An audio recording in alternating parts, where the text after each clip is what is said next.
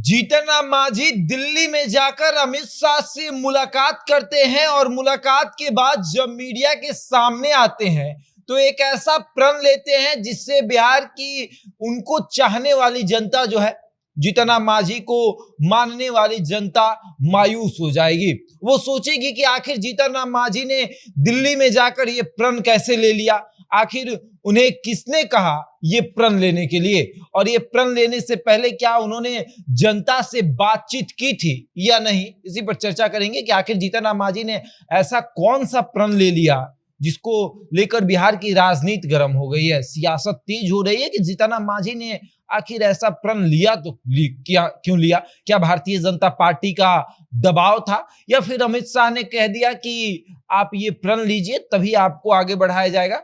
विस्तार से इस पर चर्चा करेंगे, लेकिन उसके पहले नमस्कार, मेरा नाम शशांक पांडे, आप जनता जंक्शन पर मुझे देख रहे हैं। कैमरे के पीछे विशाल खड़े हैं और अब आते हैं कि आखिर जीतन राम मांझी का प्रण क्या है। जीतन राम मांझी पहले तो दिल्ली जाते हैं, वहां पर अमित शाह से मुलाकात करते हैं। मुलाकात अच्छी खासी होती है, अच्छे देर तक बातचीत होती है और बातचीत करके वो जब बाहर आते हैं मीडिया वालों के सामने आकर कहते हैं कि आज मैं एक प्रण लेना चाहता हूं और प्रण ये कि अब मैं चुनावी राजनीति से दूर रहूंगा, मैं कभी चुनाव अब नहीं लड़ूंगा। उन्होंने ये इस बात को नोट करते हुए कहा कि जब कोई इंसान 75 साल का हो जाता है तो उसको राजनीति से दूर रहना चाहिए, उसको चुनाव से दूर रहना चाहिए।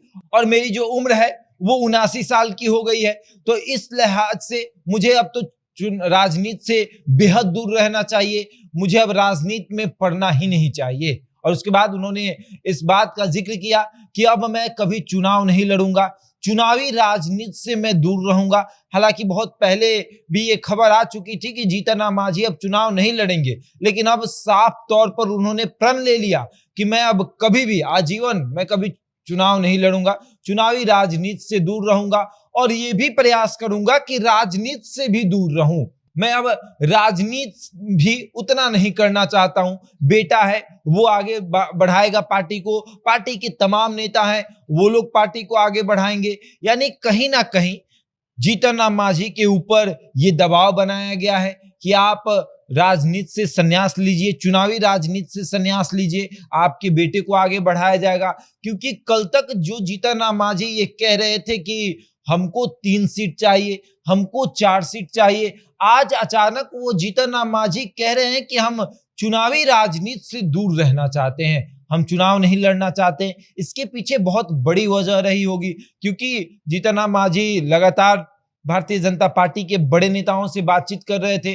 फिर ये भी खबर आई कि जीतन राम मांझी का मन जो है वो एनडीए में नहीं लग रहा है, नीतीश कुमार के बिना वो अधूरे महसूस कर रहे हैं, तो हो सकता है वो फिर से इंडिया गठबंधन के हिस्सा बन जाए, लेकिन ऐसा हुआ नहीं। जीतन राम मांझी जो है वो अभी भी एनडीए के हिस्सा है और अब कह रहे हैं कि हम चुनावी राजनीति से दूर रहेंगे। और अब सबसे बड़ी बात है कि भाई चुनावी राजनीति से जीतन राम मांझी अगर दूर रहेंगे तो बेटा आखिर राजनीति उनका कैसे कर पाएगा।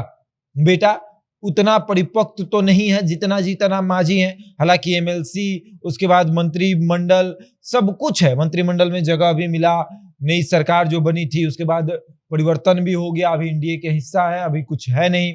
लेकिन अब लोग देख रहा है आखिरकार जीतन राम मांझी ने ये प्रण लिया क्यों। क्या जीतन राम मांझी चाहते हैं कि अगर जब तक हम रहेंगे बेटा आगे नहीं बढ़ पाएगा, अब बेटे को आगे बढ़ाना है। और ऐसे में उन्होंने ये भी कहा कि मेरी उम्र अच्छी खासी हो गई है, 75 के बाद तो लोग राजनीति करना छोड़ देते हैं, मेरी उम्र तो लगभग समझिए तो 78 पार है, तो अब मैं चुनावी राजनीति नहीं कर सकता, मंच साझा करने में दिक्कत होती है, तबीयत खराब रहती है, तो थोड़ी परेशानी मुझे होगी। और अब देखिए आगे क्या होता है। जीतन राम मांझी के इस प्रण से बिहार की जनता पर क्या असर पड़ता है, बिहार के राजनेताओं पर क्या असर पड़ता है, ये तो देखने वाली बात होगी। बहरहाल इस खबर में इतना ही। बने रहे हमारे साथ और देखते रहे जनता जंक्शन।